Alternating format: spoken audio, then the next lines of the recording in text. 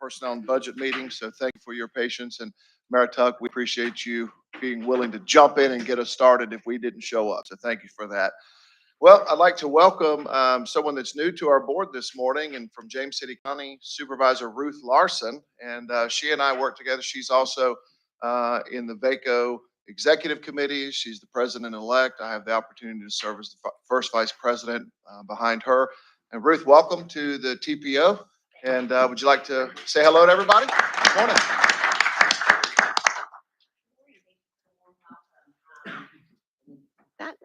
Thank you. I appreciate the warm welcome. I have been serving on the James City County Board of Supervisors for the past 8 years, just recently reelected for another 4-year term. Look forward to serving. Thank you. Very good. Thank you and welcome again. With that, we'll move to the approval of our agenda. I'll entertain a motion to adopt or to amend. What's your pleasure? Second. Okay, properly moved and seconded. All in favor signify by saying aye. Aye. All opposed, no. And it is carried. I heard that no. Very good. We will put that on record. No, I'm kidding. Mayor Pons retracts his no vote. He is, that's right. We'll now move to our public comments. Mr. Crum, do we have any public comments today? We have no submitted public comments. Would anyone in the audience like to address the HRTPO board today? All right, seeing none, we will close the public comment period and now move to our executive director's report. Mr. Crum. Yes, thank you, Mr. Chairman. Included in your agenda was my monthly executive director's report. Would be happy to respond to any questions about any of those items. Mr. Chairman, I would like to touch base on a couple of General Assembly matters and just make certain that everybody on the HRTPO board is aware of some conversations up at the General Assembly. My colleague Kevin Page is in the back, and Kevin and I have been monitoring items on the HRTPO regional legislative agenda. So 2 main items that I wanted to make you all aware of, transportation related.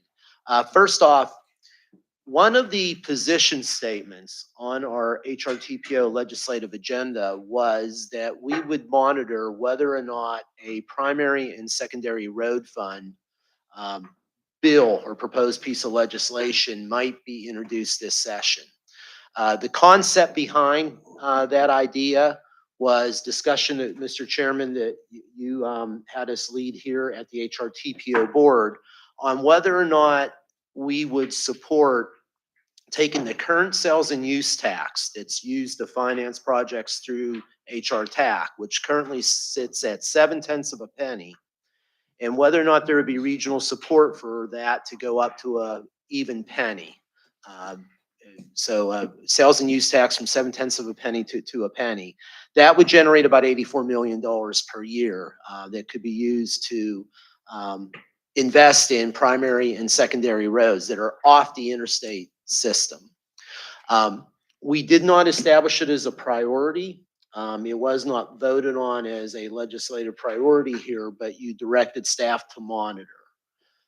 So we've been watching the conversation that's been happening among legislators. There's the deadline for bill submission is tomorrow by close of business. There is some conversation that there may be interest in submitting a bill to get some discussion and conversation. If that should happen, we will, I think everybody's going to dust himself off after this week and see what bills get submitted and what gets in the system. But certainly, if it should happen on Monday, we would send out a notification to everybody in the HRTPO board as well as your legislative liaison, so that could be monitored. So I think there's a lot of conversations going on between legislators and the current administration on whether or not this is an idea that they might consider moving forward or not. To be clear, we're not carrying the bill. It's not something that the TPO is leading on, but we did want to keep monitoring that. And I'll personally be up in Richmond with Mr. Harrell at Transit Advocacy Day on Monday. So we'll be up there and be able to, again, assess whether or not that bill went in. The second issue that I think you all know is receiving a lot of attention, but it's a separate issue, and that is and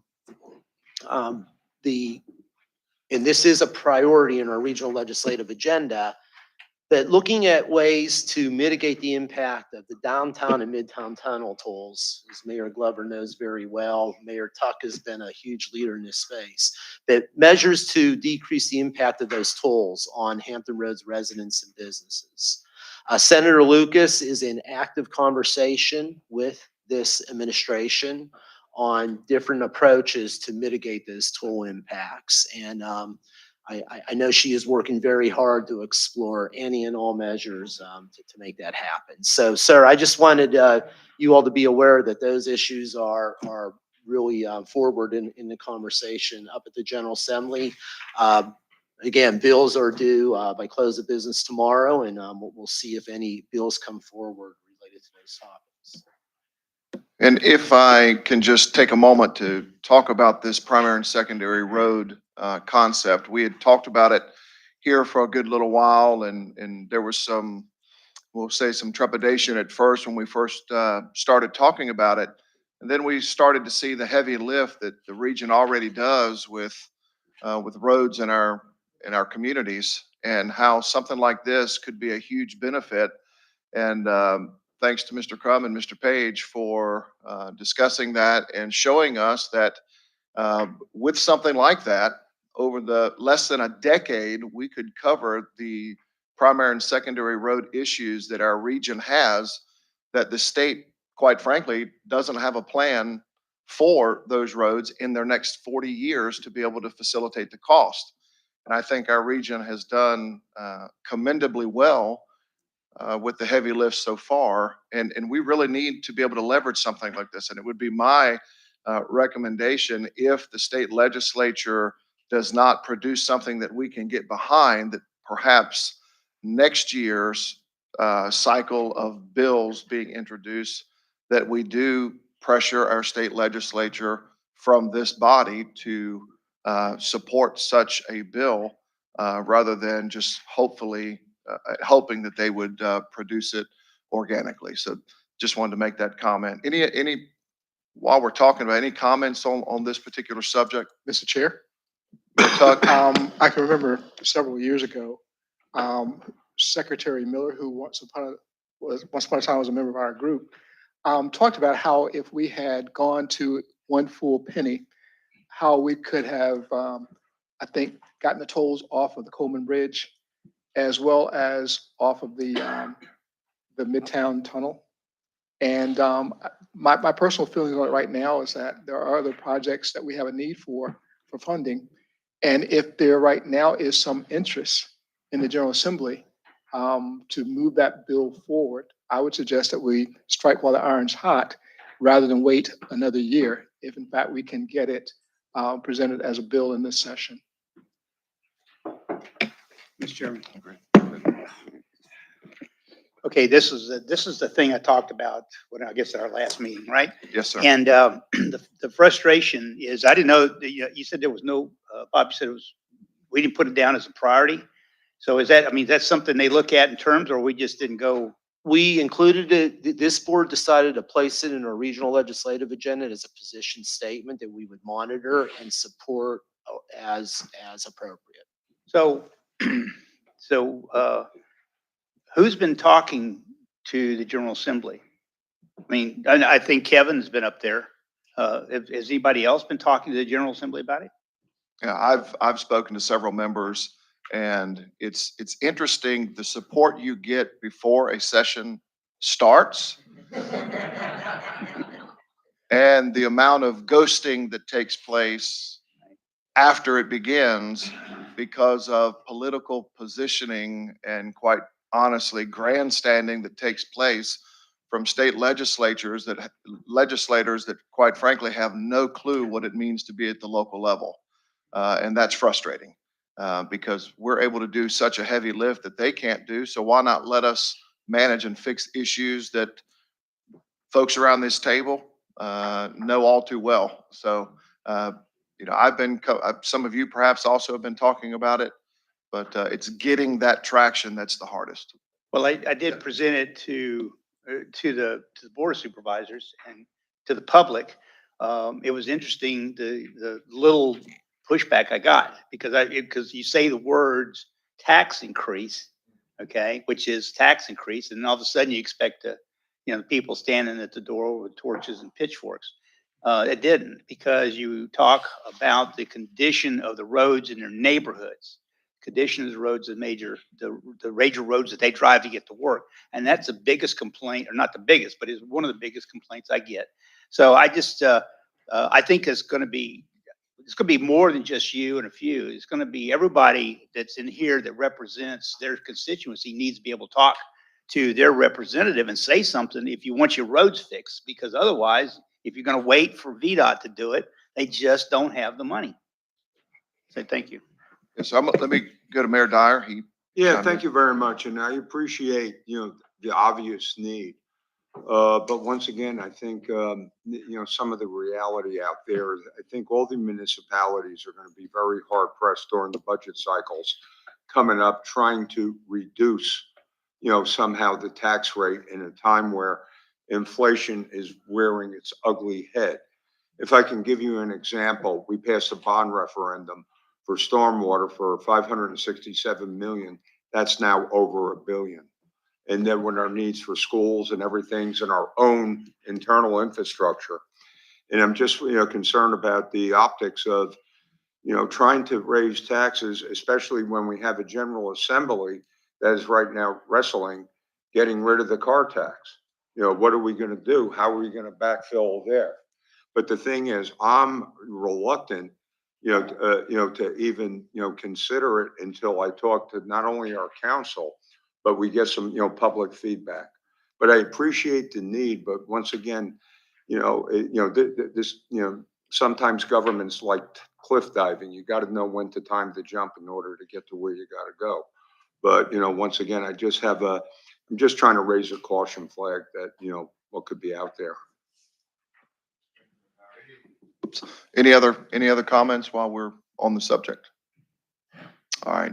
Thank you, board members, for indulging the conversation. Bob will now move to item 5, employee recognition, and I'll turn it back to you.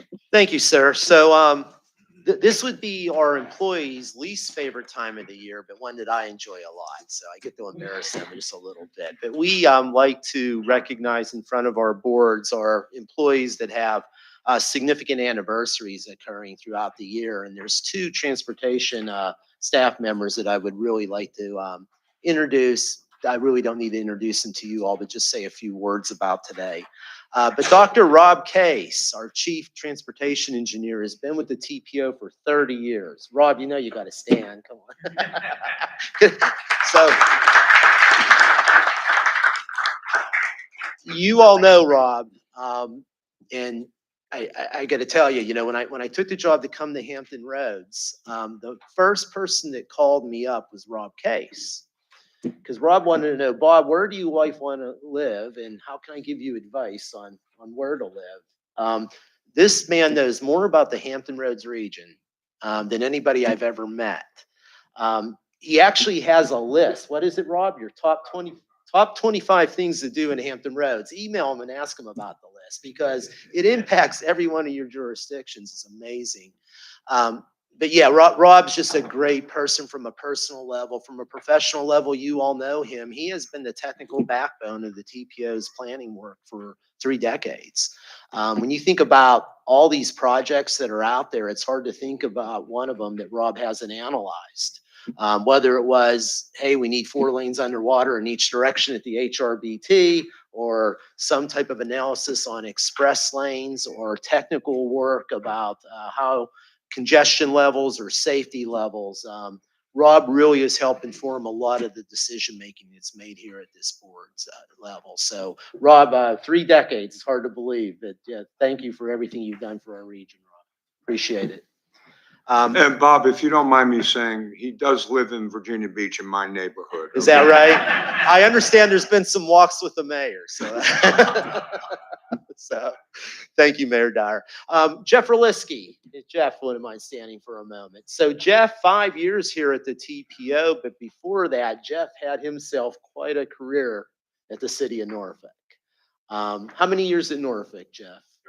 33 years. So he has almost 40 years of planning type work in Hampton Roads. When Jeff retired from Norfolk, we had the opportunity to bring him over here, and he works with John Mahaley on our financial management team. And not only is he just incredible with the work that he does and the detail of that work, but he really has evolved into a mentor for a lot of people, including myself, in our organization, but particularly for our younger staff. We had a brown bag lunch in here last month, and Jeff with our all staff talked about, 40 years as a planner and just things to think about. And Mary, it was incredible. I'm sure you could tell that story, but just the things that you learned through your career, he was able to share with our team that we really, really appreciated. But Jeff, thank you for all you've done for Norfolk and the Hampton Roads region. We really appreciate you being on our teams. Mr. Chairman, back over to you, sir. Thank you, Bob. And I would love to know if that list that you have you completed it for yourself? Yeah. The top 25.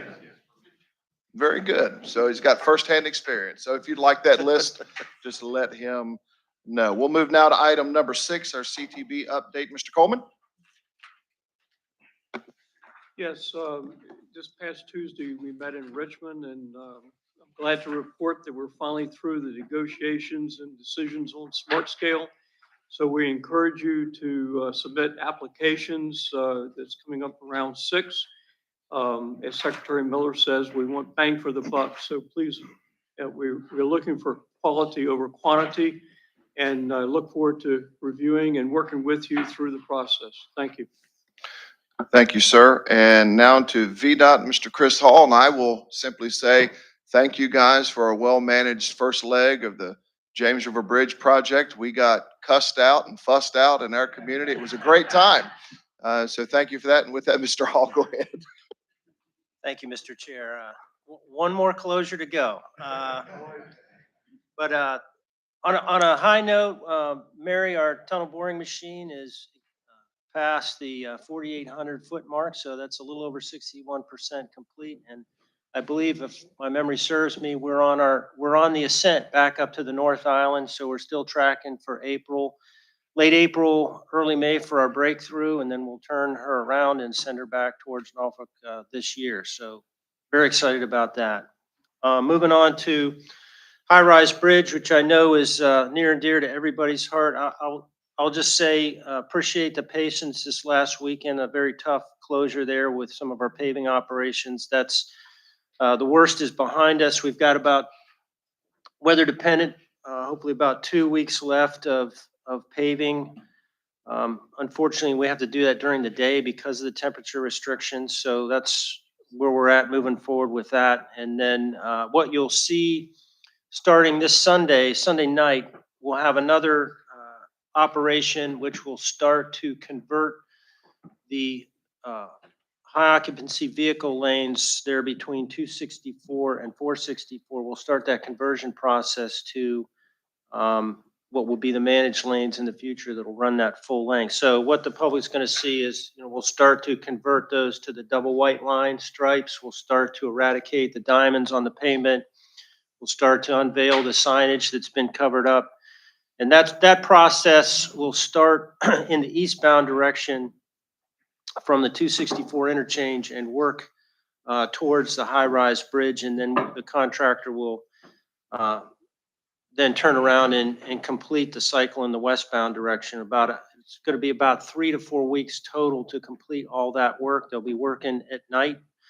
And one of the things that we've tried to do is try and keep those lanes available during the daytime. So again, the public's going to see some lane markings that aren't normal, and we've tried to put that out in a concise but thorough set of messages, so you just make sure if folks have questions on that, they are referring to our HREL website, which has got a lot of good information on that, and certainly, contacting our office otherwise. And then ultimately having that full segment open first to non-toll operations sometime probably around hopefully the first week in February. And again, as I said at our last meeting, our intent is to provide a period between 1 to 2 weeks where the public has access to the full length of that system in a non-toll environment where they can get used to the entry and exit points between 264 and Bowers Hill. And then around the last week in February, first part of March, we'll start the tolling operations. So that's High Rise Bridge. And then lastly, as you mentioned, sir, James River Bridge, the next closure will be the 2nd of February to the 6th of February. So following that same late Thursday night, early Friday morning closure to an early Tuesday morning open. Again, if we follow the same track record, we'll hopefully have that open earlier. But again, that'll be the second of the 80 total cables we'll be replacing, and we'll be working on the south tower and look forward to getting that thing behind us. So thank you, sir. Very good, and thank you again for great management on that project and getting it opened early. And I would also encourage folks to sign up for your text updates, or your citizens to sign up for the VDOT text updates. It was interesting over social media, the folks that were throwing everybody under the bus because VDOT didn't text them to let them know with updates. And I just simply asked an overwhelming question: did you sign up for them? And their answer was no. Well, why would VDOT send you a text update that you didn't sign up for? It's always something fun in government. So thank you, Mr. Hall. We'll move now to our DRPT update. Mr. Zach Trogdon. Good morning. Good morning. Thank you, Mr. Chair. Just a couple of things. I would simply mention that our funding application period is now open. It runs through February 1st. So it normally opens on December 1st. And so it's been open now for a number of weeks, but so it's coming down to the end there. I just would remind everybody, this is not just about the HRTs, the WADAs, and the Suffolks, our transit agencies. We also work with the area agencies on aging, some of the other senior service type of human service agencies to provide some funding for both operating and capital. So we look forward to getting applications from the region and working with agencies to move their goals and vision forward. We also continue to be engaged in support of HRT, Suffolk, and WADA on some significant facility projects. The South Side project for HRT. Suffolk is working on a facility project, sort of some of the early stages, and WADA's got a couple of facility projects as well. So you figure with public transportation, it's been something where these facilities are finally coming of an age that they're running out of the useful life. So these things are kind of coming to the surface now. So, and of course, with some of the changes with electrification and other fuels, that's some of the significant expenses as well. Lastly, this may have been mentioned before, but many of you may know that our director, Mrs. Jennifer DeBrule, has announced that she's retiring come June. So that will come fast. And many of you, Mr. Brule's been around for 30 some years with the state transportation wise, was with VDOT for a number of years, but has been with DRPT now for a good period of time. So certainly, I'm sure she'll make an appearance here again before she retires. Every time I tell her I'm coming down here, she reminds me that she's got roots in Hampton Roads and loves it here. So I'm sure she'll see everybody again before she leaves. But yeah, so if you know Mrs. DeBrule and want to reach out to her and wish her well, please do so. Thank you. Thank you, sir. Very good. We'll move now to our Virginia Ports. Ms. Kathy Vick, good morning. Good morning. I will say that traffic was flowing very well between Richmond and here this morning. I woke up there and was here early, which has never happened. Just a quick update on some of our larger infrastructure projects. The deepening and widening is going very well. You all may recall that the state front-loaded the match, and we at the Port Authority have been managing those first two segments in Thimble Shoals Channel. And Happy to report that in November, we achieved two-way traffic on the east side, and by the end of February, we will have two-way traffic on the west side, and the full deepening to 56 feet will be done in both of those segments. Newport News side is also complete. That's being managed by the Army Corps. They've beneficially reused some of that material to add capacity at Craney Island so they can start the inner harbor work in February. They are also proceeding on the Atlantic Ocean Channel approach. They have started phase 1 and they've just given notice to proceed on phase 2. So all segments have now been contracted, and we expect by first quarter 2025 to complete the entire project. So great progress on that. Our central rail yard at Norfolk International Terminals is also complete. We are in the testing phase and incorporating it into our terminal operating system, doing training on the new technologies, and expect that will be fully operational by April 1st. We've also broken ground on North NIT, where we are converting to the rail-mounted gantry cranes and retiring all of the old diesel strads. So we're excited about that as it helps meet our target to be net zero by 2040. We continue to use newer technologies that make us more efficient operationally, but also reduce our emissions. We also just recently announced on January 1st that 100% of our electricity is now coming from clean sources. We have signed a power purchase agreement with the Rappahannock Electric Cooperative and Dominion to source all of our electricity that we use on all 6 terminals from renewables. So we're very excited to have achieved that 8 years early. And then finally, I just want to say thank you for the collaboration as part of the consent agenda today.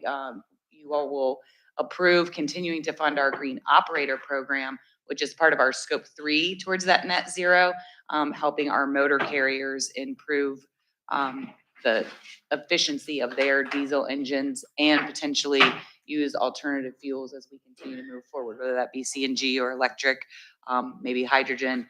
We're doing a feasibility study there to help with both tugs and trucks. So a lot happening. Very excited to be here with you all this morning. Thanks so much for allowing me the opportunity to update you. Thank you so much. You guys do a lot over there at the ports. We appreciate it.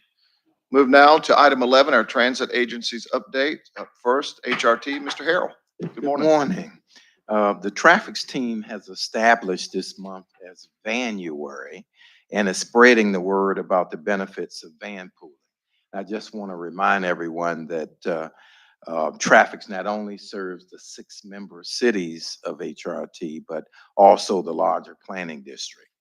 The program features not only the increased stipend of $500 for anyone enrolled in the traffics program, but also the Ride Home Rewards program, which is available in case of emergency. So if you van pool with 2 or 3 folks and you have to have a sick child, you get a taxi or Uber that is taken care of by the program.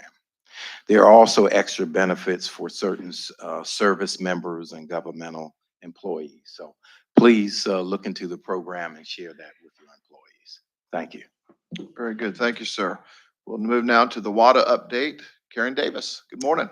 Good morning. How you doing? Good. And just a couple of things with the update on the construction project for our Northern Transfer Center. We are at a 60% design complete. The renovation and expansion of our operations and maintenance facility is at 100% design complete. And also, because of some contract adjustments, we'll be starting our mobile ticketing as soon as April.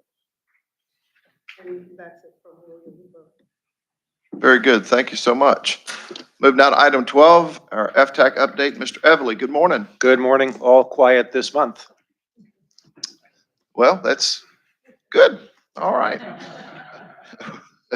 We'll now move to our CAC update. Mr. Yatrovsky, good morning, sir. Good morning to you and Happy New Year to all of you. While you all were in the midst of your holiday preparations, the CAC was meeting at the fabulous new Elizabeth River Project headquarters in Norfolk. We were fortunate to be able to secure a tour of that facility, and I highly recommend it. So our thoughts have been on resiliency. We've been in conversation. There was a Zoom call about a week ago. The CAC was involved with that. We are also reviewing our bylaws for improvements and streamlining. Thank you. Thank you, sir. Move now to item 14, our military liaisons update, and we'll move to our United States Navy, Captain Deese. Good morning. Good morning, Thank you. sir. Obviously, I'm the only one here, so I'll kick this off. I feel no pressure. So Vice Admiral Gray, as many of you met, and he briefed us prior in some of the different meetings. He is now assumed command of CNIC. So obviously, he's a large supporter of Hampton Roads, both from former roles as well as a native of Virginia Beach. Key with that is really some of the priorities he's focused on. One of which is extensive focus on quality of life, quality of service. He was the OpNav, which is so the CNO's lead on that. He's taken that role over into his his Naval Installation Command role as well. So I know some of this kind of crosses different bounds of different areas as well. But quality of life, quality of service does involve transportation as well. And so it'll fall under that as we look at creative ways of when we decide how do we want to best serve sailors. It's part of the calculus that we're really bringing into it. In that, we are looking at a lot of non-traditional solutions. I know most of you are used to pairing with the military in one way, the way we say that this is how it's going to work. We're trying to find what are the creative, better ways of doing business. There's a lot of stuff, especially on the installation side, that you are much better. The civilian side is much better at than executing than we are as the military side. And we're trying to open up the aperture greatly on that. And one aspect with that is we've had a lot of success in this room with DSIP. We appreciate your continued support with that. But that is one very small aspect of the federal fundings available to us.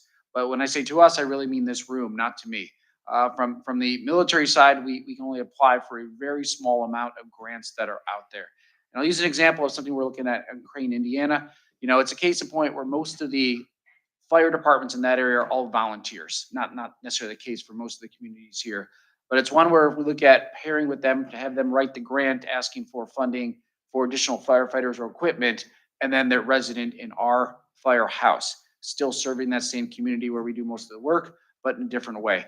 That's an example, but really just to say that we're looking at those non-traditional ways. We look forward to partnering with you on that. We can hopefully find some ways that are mutually beneficial to both of us as we go forward and hopefully improve some of the quality of life service, but also the partnership across the board. Thank you. Very good. Thank you, Captain. We'll move now to item 15, our airport updates, and we'll go right to Norfolk. Mr. Perryman, I'm sure you've got some more exciting news for us, so we'll turn it over to you. As always, I appreciate it. Well, I'll give the annual activity report, just hot off the presses. We did exceed 4.5 million passengers this year, or this past year. Another record-breaking year after the previous record-breaking year. That's 10.6% over previous year. And looking ahead already, looking at what the seat projection that we get from the airlines, they're projecting another 10% increase in activity and seats that they're going to be providing to Norfolk International in this coming year. New routes, the obvious new one that was just announced was San Diego. We are very proud to be able to have finally landed that back here as 4 times a week daily service to San Diego nonstop on Breeze starting May 1st. St. Louis is also coming to us from Southwest, as well as all of our seasonal destinations are coming back. Nothing has been canceled out of our schedule, as opposed to the guys up north. Some other exciting news is groundbreakings coming this year. We're currently scheduling 4 for the Concourse A extension for those gates. Our U.S. Customs and Border Patrol International Arrivals Facility is going to be breaking ground. Our moving sidewalk will finally be breaking ground and going in here shortly. And then we are going to be building a new cell phone lot. That temporary one that we had stood up last November, or November 22, has been so successful. We decided that we needed to build a better one in a better location right on the backside of the loop of the airport. So that's coming. A couple of other things happening. Our Live from the Lobby continues every Friday. So if you're want to hear some live music, come out to the airport. It's been a great success. And every once in a while, a TSA member will jump in and sing with them. He's good too. And then we just initiated this year Food Truck Thursdays.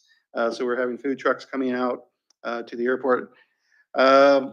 Last thing is the findings from the regional airport study. We've talked a little bit about that. I know Bob has. Those are coming out here at the end of the month. Should be interesting to see and hear what those study findings are. Probably by the next TPO meeting, that will be quite a bit of buzz that we can talk about. And last thing, a throwback.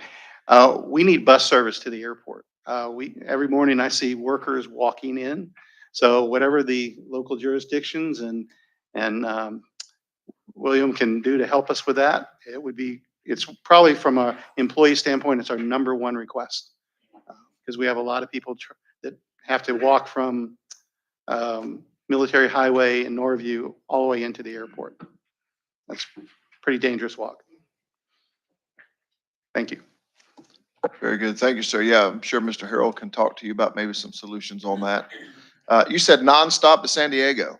Nonstop. And how long is that flight? I don't know what they're booking. I'm walking in and out. Estimated somewhere about 4.5 to 5 hours. Very good. Less than LA. And you can listen to live. That's right. Thank you, Mayor Tuck. Starting fares at 149. All right. Very good. All right, we'll now move to item 16. That is our election of officers, and I'll turn it over to the chair of our nominations committee. Mayor Tuck, we'll turn it to you. And Mr. Chair, thank you very much. During the October 19th, 2023 meeting of the HRTPO Board, Chair William McCarty requested that the HRTPO nominating committee prepare recommendations of nominees for the officer positions for the upcoming year. The committee recommends the following members be brought forth to continue to serve as officers for the HRTPO Board for 2024. As Chair, Isle of Wight Board of Supervisors Chair William McCarty, Vice Chair Poquoson Mayor Gordon Helsel, and Secretary HRTPO Executive Director Bob Crum. And I don't know if it's appropriate for me to ask for anybody else, or if that's for you to do it. Feel free to ask. You can do that. Any other nominations? It's a new role for me. All right. Hearing that, I'd like to recommend that the board approve the committee of nominees. Nominations are then closed. If no others, is there a motion to adopt the slate of officers? So moved. Second. Properly moved and seconded. If no further discussion, all in favor signify by saying aye. All opposed, no. And it is carried. Thank you all. Thank you. Thank you. Thank you. Congratulations or condolences. It works both ways. So thank you all. And it's an honor to work with Bob and such a wonderful staff here at the HRTPO.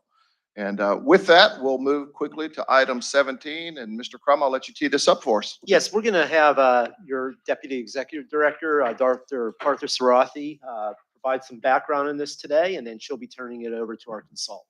Mithra? Thank you, Bob, and good morning. So I wanted to introduce the agenda item for today and the speakers for our presentation.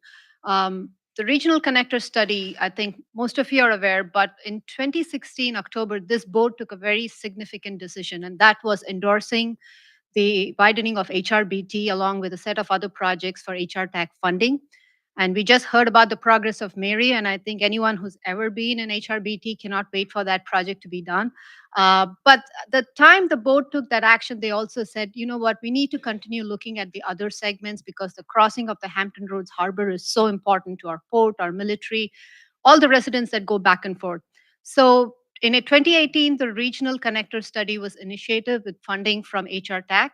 And Michael Baker has been the consultant team leading this effort. And a steering committee made up of some of our mayors and technical staff from localities and partner agencies have been shepherding the study. We have an independent project coordinator, Dr. Camilla Ravenbach. She's not here today, but she's been through the entire process. At the December meeting chaired by Mayor Dyer, the consultant team reviewed their study findings, the tiering recommendations. What they will do today is walk through some of it. We are going to ask for action, but what I think the takeaway from this is this really sets the stage for the region to come together because they've looked at these segments from the SEIS in such a holistic manner. So I think it'll inform our long range plan, but I also think we do best when we all come together and work together. And I think this is what this project does. With that, I'm going to introduce Lorna Parkins, who is going to be briefing, and Paul Prado is the other co-project manager who's in the back. Lorna, do you want to take it on and go from there? Welcome, Ms. Parkins. Thank you, Mr. Chairman, and thank you to the board for the opportunity to make this presentation.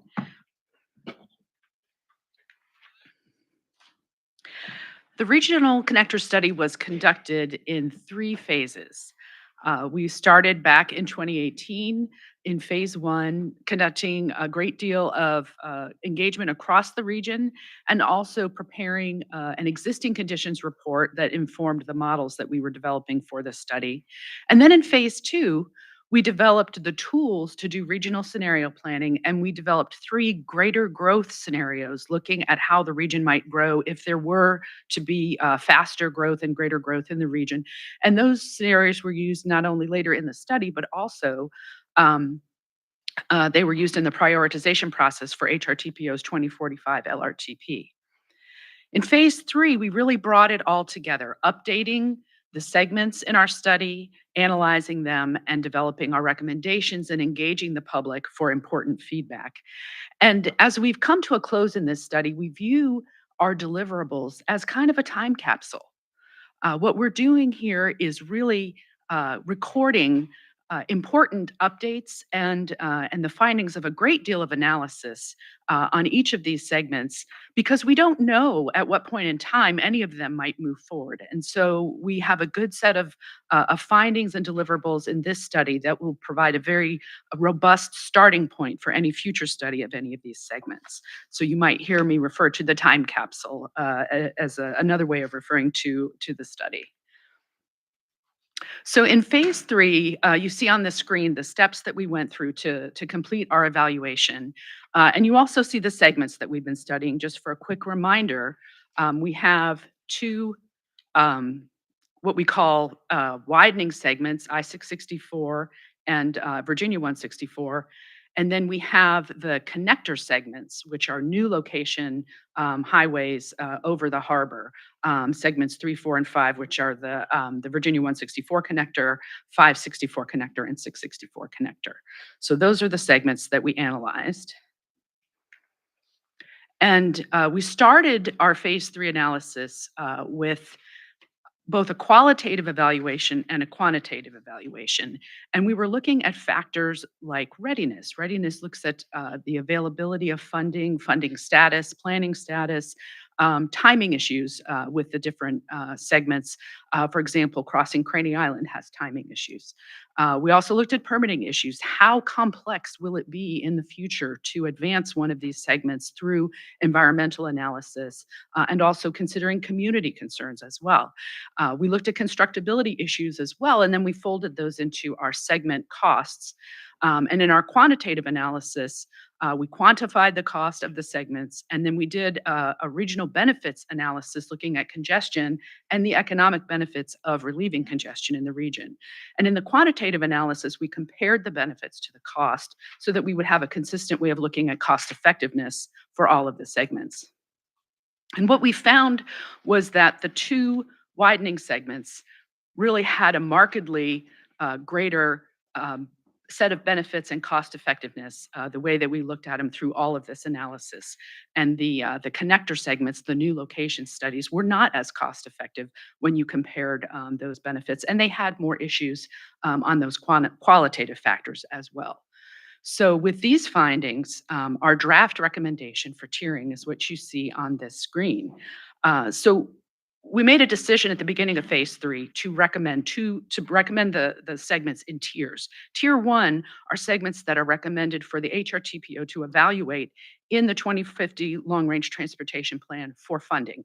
So they would go into that prioritization process. The tier two segments recognize that there are, timing issues and other considerations, and those segments are recommended for HRTPO to include in the regional transportation vision plan.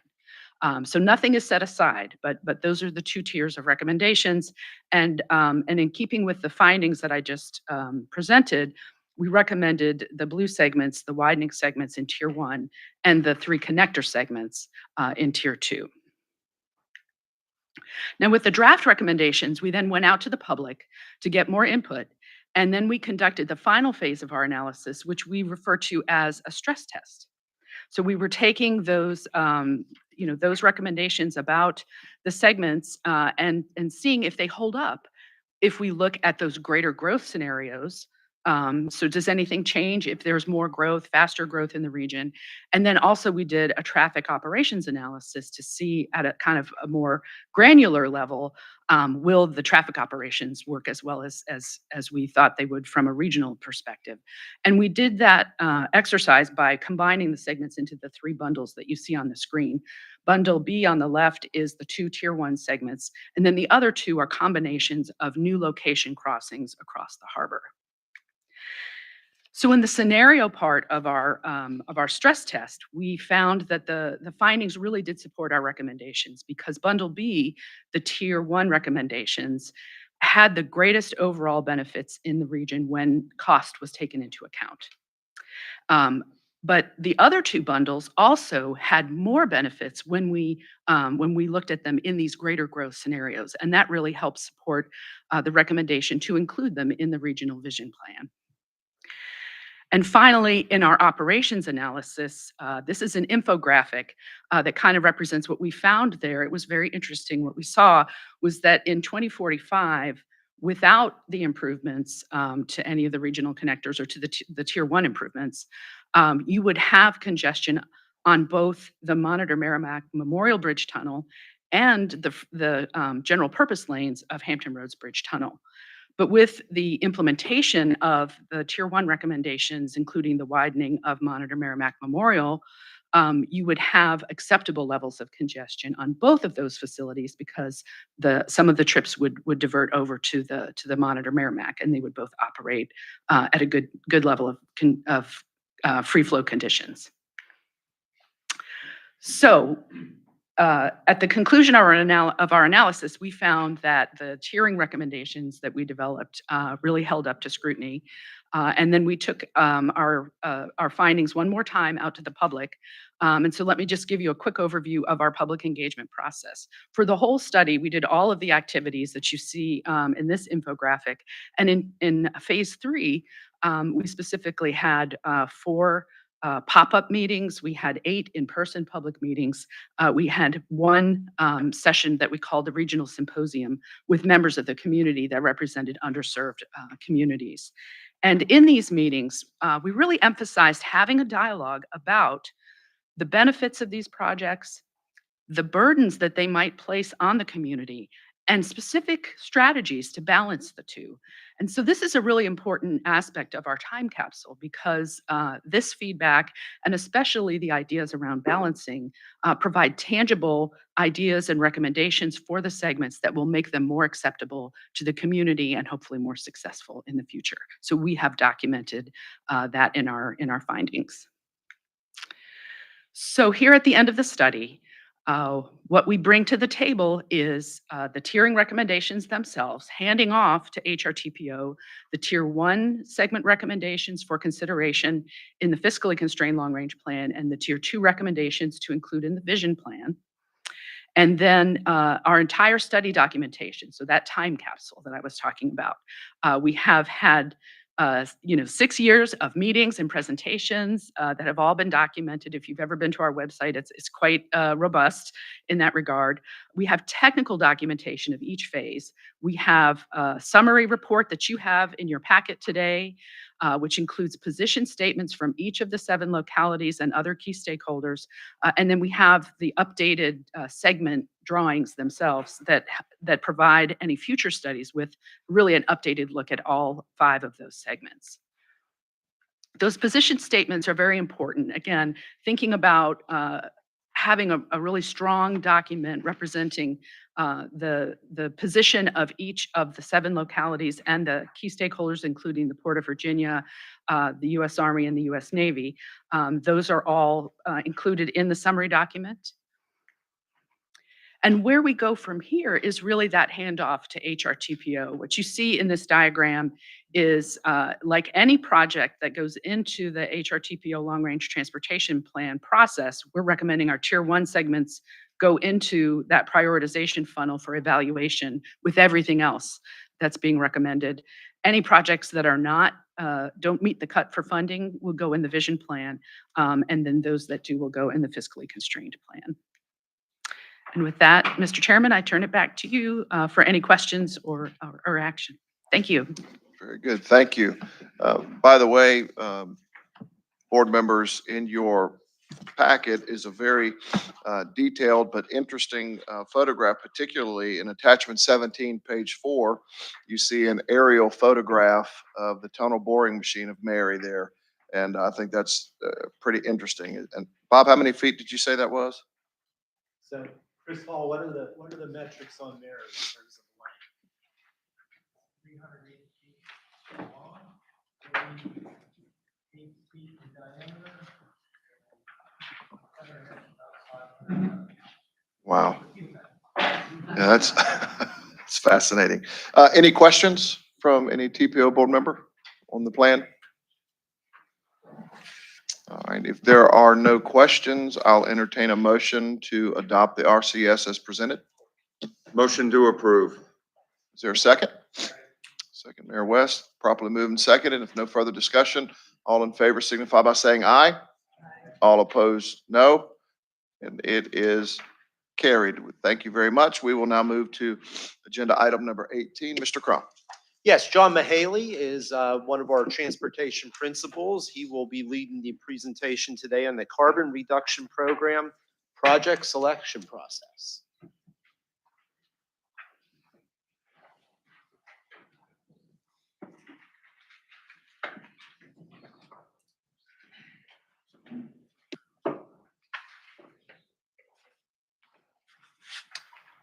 Thank you, Mr. Chair. I first wanted to introduce Ms. Erin Belt from Virginia Department of Environmental Quality. She's going to give you a summary of the statewide carbon reduction strategy, which is key to this program. So I'm going to let her brief you on that first, and then I will follow up with the presentation. Thank you. Good morning, Chairman, members of the board. Thank you for allowing me to be here today. My name is Erin Belt. I am with the Virginia Department of Transportation in our downtown Richmond office. I work in VDOT's newly created Office of Transportation Sustainability, which is located in our environmental division. And I manage 2 decarbonization programs for the state. What I'm here to talk about today is the carbon reduction program, but if you've also heard about the National Electric Vehicle Infrastructure Program, or NEVI, that is also a program that I'm managing for VDOT. So quick agenda for the topics that I'm covering today. I'll talk about the program purpose and overview, as well as the carbon reduction strategy development schedule. So the strategy is the product of the carbon reduction program. Next steps for the Federal Highway Administration and VDOT. And then John is going to cover HRTPO's process. So the program itself is to reduce transportation emissions through the development of the state carbon reduction strategy. That's the document that I've mentioned. And it's by funding projects designed to reduce transportation emissions. In the course of this program specifically, transportation emissions means carbon dioxide emission reduction. So while we all know that there are other emissions associated with transportation, this program is specific to carbon dioxide emission reductions from on-road highway sources.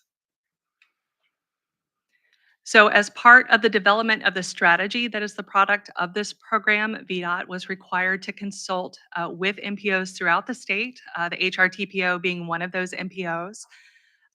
Early in 2023, we conducted a wide survey for the 6-year improvement plan through our meetings that incorporated feedback from MPOs as well as NGOs and citizens of the Commonwealth.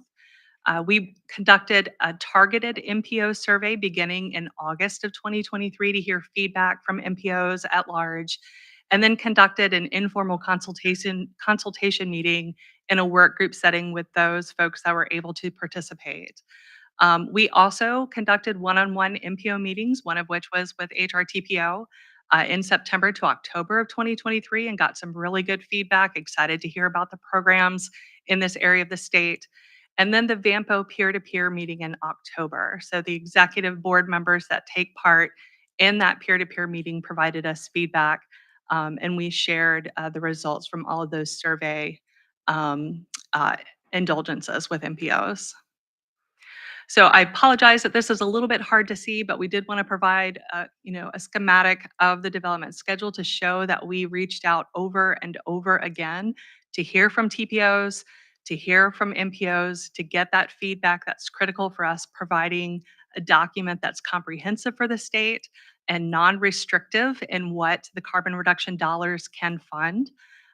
The product was actually due to Federal Highways last November, and we are still waiting at this time to hear back about certification of that strategy document. So next steps, like I just mentioned, we are still waiting to hear back from Federal Highways as part of the Carbon Reduction Program guidance document. They allowed themselves 90 days for a review. They are not necessarily reviewing for approval or denial. They're looking at these documents to certify that the process that was undertaken by the DOT was in compliance with the actual program guidance requirements. So once VDOT has that certification of this carbon reduction strategy that was provided, we will share that finalized document with all of our MPOs and the public. We have had requests to provide the early document to the public, but what we don't want is in the instance that Federal Highways comes back with comments or asks us for additional information, that we're disseminating an incomplete document, but that will be coming once we get that certification. So did want to make clear that even though this document is not yet certified from Federal Highways, it does not prevent VDOT or MPOs from spending those carbon reduction program monies that have already been obligated and allocated. So please rest assured that if expenditures have occurred at the TPO level, you are well within your rights to do that. And I'll take any questions that you might have. All right, TPO members, any questions? Shepherd? Okay, on that slide, you talked about the certification. Yes, sir. So who is doing the certification? Federal Highways does the certification, sir. So we turn the document to our division office, and our division office makes a review and an approval or certification approval recommendation to Federal Highways. Is it certification of the process or certification of the study? It's certification of the process we undertook to consult and work with our MPOs to develop the strategies itself. Okay, all right, thanks. You're welcome. Other questions? Comments? Okay. Mr. Mahaley? Thank you for your time. John's going to take over and talk about the process for the TPO. Thank you very much, Aaron, for outlining the statewide carbon reduction strategy. Now we're gonna get into the carbon reduction program project selection process. I know it's a mouthful. The fiscal year 22 to 29 funding. So this is a kind of a long-term funding window here. And so wanted to briefly go over what we're going to look at today. We're going to start with a review of the funding. We'll start off with that, followed by some program guidance, project eligibility, and then the project selection process development. So don't worry, I'll get through it pretty quickly. All right, so I think you can see these numbers pretty well. So this is the funding availability for this program currently. So it's for fiscal year 22 to 29.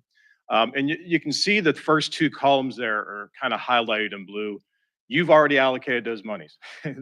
This was already done. And the reasoning for that was because old money loses value. So we wanted to get the fiscal year 22 and 23 monies allocated as soon as possible and obligated on projects. And we specifically had projects that were CMAQ projects that had cost overruns and an immediate need for additional funding. So if you take away the allocations that we already took care of in 22 and 23, we're looking at allocating funding from fiscal year 24 through 29 at this point. Initially, we had about $32 million available, and now we still have $24.2 million available to allocate on projects. Aaron highlighted the rationale for the carbon reduction program, but there are some additional bits of program guidance and have listed here. So the FHWA, they are asking that these next 6 items that I'm going to highlight be addressed in funding and allocating monies for this program. Now, there is no requirement to include these aspects in a project or in a project development, but it is recommended and encouraged. So the first section is safety and complete streets, ADA compliance, equity for all community members, climate change and sustainability, labor and workforce development, and truck parking. Now, the project eligibility requirements, there's a link in the agenda that you're looking at today that gets into a little more detail on specific projects, their eligibility, project types and such. But generally, in a little higher level, projects have to be identified in the statewide and the MPO Transportation Improvement Program, and also in the statewide and the MPO Long Range Transportation Plan. Now, the development of the process that we're asking you to weigh in on today, well, this started actually before June of 2023 in our Transportation Programming Subcommittee. We met and we saw the need to develop a working group. We had a group of 5 that worked on developing this process. And some of the recommendations that came out of that working group and TTAC approved of is utilizing current CMAQ application, that's Congestion Mitigation and Air Quality Improvement Program, using that process to determine emission reduction benefit, not specifically carbon reduction. That'll be the next bullet here, where we have listed in the application form that is in your agenda. Hopefully you've had a chance to take a look at that. Utilizing the USDOT CMAQ toolkit or some other method to document the carbon reduction benefit of a project, since that's the main focus for this whole program. And then so we developed this new application for CRP projects to be submitted from localities and agencies. Since there's not a lot of money available, it's, refer back to the chart we had, we're only looking at about $4 million per year, slightly under or over, and depending upon the year. So not a lot of money involved here. So wanted to make it a triennial process. So our first round will be for fiscal year 24 through 26 funding. Some of the other things that we developed in the working group and TTAC recommended, placing a cap on the lifetime project request. In other words, total project cap would be $3 million for any project, the annual project request of $1 million, and then utilizing a reserve, because projects are always going up, and so we'd like to have about a 5% cushion there for any cost overruns for these projects. And in addition, TPO staff is recommending that a total project application submitted, keeping that to 3 total projects submitted. Now here's a schedule. November 15th, that was when the Commonwealth of Virginia and other DOTs across the nation were required to develop their carbon reduction strategy, which Ms. Belt highlighted already. They were able to submit that before the deadline, and as she mentioned, it's under review by FHWA currently. Here we are today, hoping to get an approval of the application in the project selection process as shown on slides 6 and 7. Then we'll start taking applications hopefully tomorrow. That'll last about a month. And then we'll bring this back in March or May, hopefully in March, for you to weigh in on the projects and allocations that the subcommittees come up with. That's all I have, and looking for any questions and then the action that's listed here. Thank you. Thank you, Mr. Mahaley. Any questions, Mr. Shepard? Sorry, I got to ask these questions when I get these briefings. So this process does exist. Correct. right now, then we got to prove it. But it says in there, you said that, one of the briefings said that it's got to be in the state program, something on the state The program. STIP, It's gotta yeah, be on yeah, the the STIP MPO and the TIP. program. Yep. So, and in the past, we've used a TTAC to kind of identify a lot of things we want to do, clean air and whatnot. So, the municipalities would present their carbon reduction submissions to the TPO, Correct. okay? And then the TPO, TTAC or whatever it is. Well, they sit there TPO staff would score those submittals, project submittals. So you give feedback to the municipalities? Absolutely, Yeah, yes. but before it comes up for a vote for the, Yes, for the yes, TPO? they'll have the scores, yes. Okay, I understand, thanks. Yep, you're welcome. Good questions. Other questions or comments? All right, you have the carbon reduction program project selection process in front of you. What's your pleasure? Okay, got a motion to adopt it from Mr. Shepherd. Is there a second? Second. All right, Mayor Pond, second. All in favor signify by saying aye. All opposed, no. Oh, Mayor Glover said it. Oh, I apologize. That's all right. I heard that direction. I apologize. Correct the record there. Very good. All right, we'll move now to item 19. Mr. Crum, would you like to tee that up for us? Yes, Pavitra is going to introduce to you our upcoming work program and request some of your input as we begin to develop that effort for the next fiscal year. Pavitra? Morning. Thank you, Bob. I wanted to talk to you about the work program. As the agenda note says, Unified Planning Work Program, but we love acronyms, so we call it UPWP. So another acronym for the day. Normally, we come to you at the end of the process, kind of asking for action, but we wanted to do it a little differently this time, where we thought it'd be good to get your feedback early on some overarching themes for the work program. But what is a UPWP before I get into it? It's a document that lays out all the regional transportation planning work that we are doing in coordination with our partner agencies. And when we talk about the work program, it's over the federal fiscal years, fiscal year, that's July 1 through June 30th. So we work in coordination with HRT, WATA, Suffolk Transit, DRPT, and VDOT. And the current work program that I'm going to be talking to you today is on the FY25.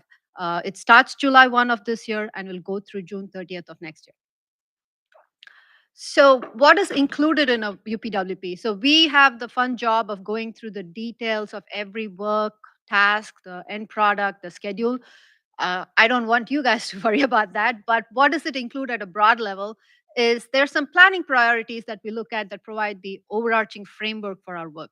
And that would be what we'd be talking to you today. But within that, we have some core activities, which I'll get to in the next slide.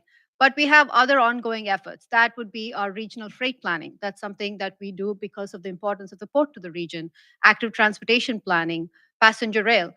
We also have some staff hours that we allot for some technical efforts. So when we acknowledge Dr. Case, we talked about some of the work that he does. It's sometimes a locality comes to us to say, hey, we need help with this truck study here. Or the regional connector study that you heard from falls under this category of special studies. We want to be the resource for our localities and always have some hours for staff to help with those kind of efforts. And then we also include the work that HRT, WATA, and Suffolk and VDOT are planning over the federal fiscal year. I don't know why I keep saying federal, sorry, fiscal year. But what are our core activities? We are the Metropolitan Planning Organization, another acronym MPO. We have some requirements that come with it. So that is developing and maintaining our long-range transportation plan. We just heard about the regional connector study feeding into it. You all heard from Dale Stith, our lead on the LRTP. That is the transportation blueprint. So 20 years from now, what are the investments that we will be looking at? We also talk about the transportation improvement program. That's more the next 4 years. What are the projects that we are advancing? Performance management, you actually have a couple of reports under the consented agenda today that's looking at system performance, how we are doing across all facets of transportation, and that how does that feed into our planning process, because we want to make sure that is incorporated in our work. And last but not the least is public participation, making sure all our work programs and products, we inform and engage with the public. So those are some of the core activities that we do. So, but in that nutshell, what we wanted to talk to you today was there are various tasks and work products in our work program. But what we want your input and feedback is when you look at the regional transportation system or even the transportation system in your locality, a lot of things happen at the locality level that have implications for the regional transportation system. I think we all get together very well when we address challenges. We've talked about that. But what are some key considerations or topics or focus areas that you think should be incorporated into our work program? And that is kind of the discussion we wanted to have with you today. And what we will do once we get your feedback, go back to the drawing board, work with our staff and our partners to find the best ways to incorporate that feedback into our work program. I'm going to pause here and see if anyone has any thoughts or suggestions. And I'll be taking notes while I hear from you all. Very good. Thank you, Pavitra. She is an invaluable asset here at the TPO. We'll have some discussion, if you will. One of the things that I'd like to throw out there, since we talked about this already, Bob, is how do we move forward with the scope of going through our primary and secondary road needs? If something like that is to materialize, there has to be a plan. We have to demonstrate the need, I'm sure. Is that something that would be of interest to the TPO to move forward and to begin to at least prioritize and look at? I'm sure the data already exists. Mr. Crum? Yeah, so what will be able to drive that is really your long-range transportation plan. The great news is the timing is perfect, that Dell and her team later this year will be engaging you in an interactive effort to identify, make certain we know what all your projects are and all those local needs are. So that certainly is part of our work program, and we could even focus in on that through the LRTP. Would there be any objection to that being a part of their scope? Mr. Shepherd? Well, I'm not objecting to that being part of the scope, but I need to understand that it seems to me that the primary and secondary road program parameters, if you will, have to be some's got to be different than these major road programs like the tunnel. And we prioritize based on, congestion relief. Remember, that's what we had to fight with the General Assembly, and they swore up and down you had to have a free passage somewhere when you're charging money. So those things don't apply, I don't think, to our primary and secondary road programs. So when do we set the parameters? So that is through the long-range transportation plan. Mr. Shepherd, you're exactly right. For the HRTF money, the HRTAC money, it has to document maximum congestion relief for the projects.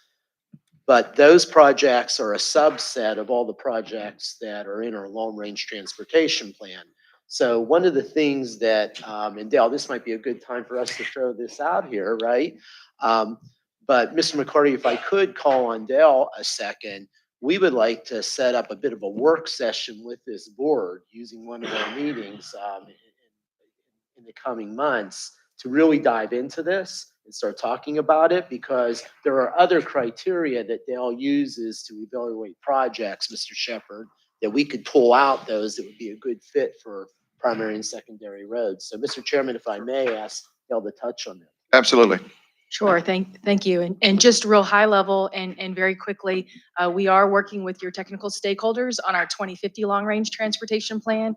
And with the prioritization process, as Bob had mentioned, through the LRTP, congestion is really only a small piece of all the stuff that we look at in terms of regional benefits. Just high level, with our prioritization tool, we're looking at project utility, which also looks at safety, it looks at connectivity, we're looking at economic benefits, and we're looking at environmental justice, project viability, so lots of other measures beyond congestion that we absolutely look at the primary and secondary roads for some of the other funding sources we have with the long range transportation plan. And as Bob mentioned, in the summer, we plan to come back to you all and have you roll up your sleeves and give us project ideas for us to evaluate for the LRTP. Very good. Mayor West? I'd like to see us move forward. I think as I understand, this is a tool that Northern Virginia and Richmond has. And I think that although I understand no one wants the concept of raising taxes, but if you look at the potential benefit and quite honestly, the small impact that it would have on on citizens in terms of increases, I think it's just a no-brainer. So I'm full support of moving forward. Thank you, Mayor West. Other comments or thoughts on moving forward? Mr. Harrell? I'd just add that with transit being part of the overall transportation model, we should continue to prioritize the work that the regional planning work that's going on with your transit agencies. Thank you. Definitely. Very good. Any other thoughts or questions?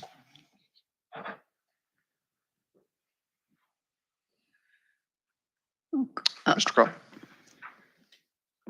So a couple things I just wanted to throw out. Mark, I'm looking at how we integrate air traffic service more in our planning program. And thank you for mentioning transit earlier today, right? But, when I think of air service, I think about, how that fits into an overall integrated transportation network.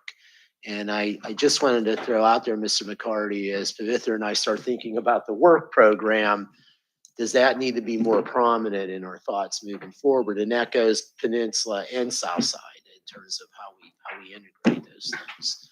I definitely think understanding those impacts and seeing how it all fits in the puzzle, it's something that we've not done before, but I think it's something that needs to be understood moving forward as a part of our overall program and puzzle. Mark, any thoughts on that? No, I totally agree. I mean, air transportation, no knocking to the other transit agents, but we move more people and we're a mass transit agency in and of ourselves. So I think it's very important that we have a more active role in understanding how we can support and be part of the planning. Okay, good. Any other thoughts, comments? I don't mean to prolong the conversation, Yeah, sure. sir, but if I may. So, Ms. Doyle, I'm sort of thinking about flooding, sea level rise, impacts on our regional road network. And, as Norfolk residents, we see that a lot, but I know our other localities do too. And I'm wondering if anyone sees that as, it's hard to prioritize everything, but some things I think Pavitra and I are just interested in. Are we hitting the right hot points in our work program? Well, certainly I agree that we need to have that in consideration for all that we're considering. I mean, I think that's an element that we should factor in on all. And then, of course, we're working closely with the federal government on some of the projects as well. So I think bringing in our federal partners into the conversations regarding flooding, because now they're providing funding at the local level like they haven't before. So I think that's important. Very good. And thank you, Bob, for giving us ideas that sometimes we. So Bob, you got the staff to be able to do all this? Well, That's a great question. We never have enough staff, right? And our staff is spread very broadly and very wide. However, there are certain items that we know are hot buttons for you. And a lot of this is just making certain that we hear from you on what's most important so we can make hard priority choices. So, we are on some of these items, we are working across the PDC and the TPO to attempt to advance. But then we have other issues that we know we have to maybe spend a little more time on, like air service. The other one that comes to mind for me all the time is, and this does have a connection to primary and secondary road fund, but the whole connection between economic development and transportation. Right? We have some really large mega sites that have some great potential. Some are greenfield, others are things like Jefferson Lab, right?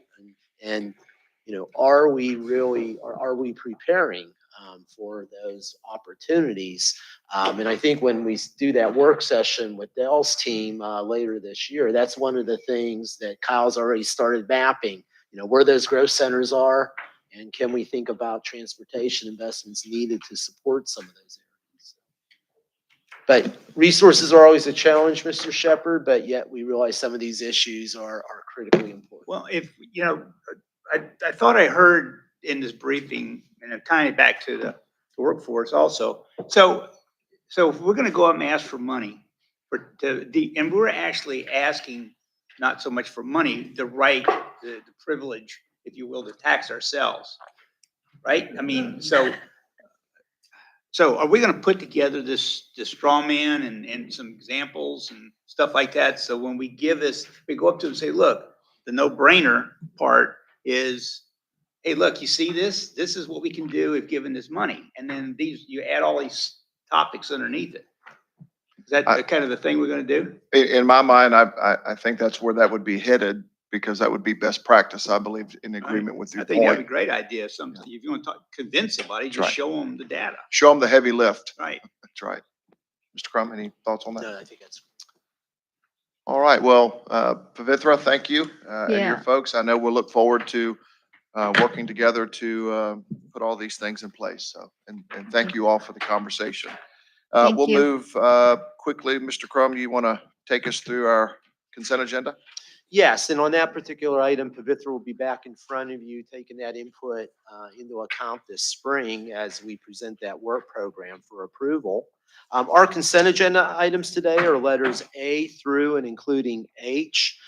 Sir, just from the time perspective, I'll ask if there's any questions. If there are not, I'd ask for approval of today's consent agenda. Any questions on the consent agenda? If not, I'll entertain a motion to adopt them as presented. Okay, been properly moved by Mayor Glover, and there's a second. Mayor Pons, I got it right that time, I think. Properly moved and seconded. All in favor signify by saying aye. All opposed, no. And it is carried. Mr. Crum. Yeah, it's just a few items for your information, our 3-month tentative board schedule, some minutes, other pieces of correspondence for your information. I would just mention that the Hampton Roads Planning District Commission meeting will begin at 12:30 in this room, but really hope that all of you can make your way on over to the 757 room, which is right behind our reception area. And we have some lunches for people to enjoy and maybe enjoy conversation with one another. Very good. If there's no old or new business. Mr.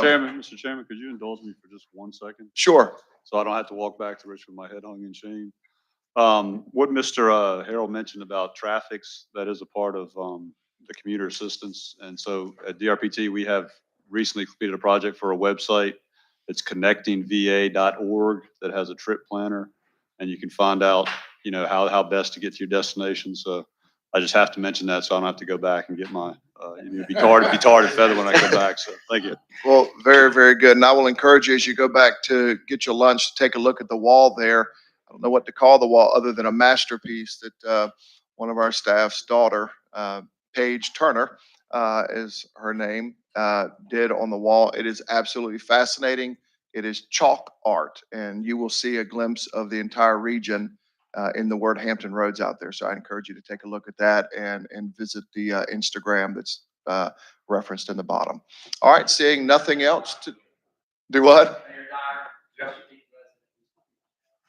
That's I wasn't trying to call cities, but yes, very good. Seeing no other business, we are adjourned.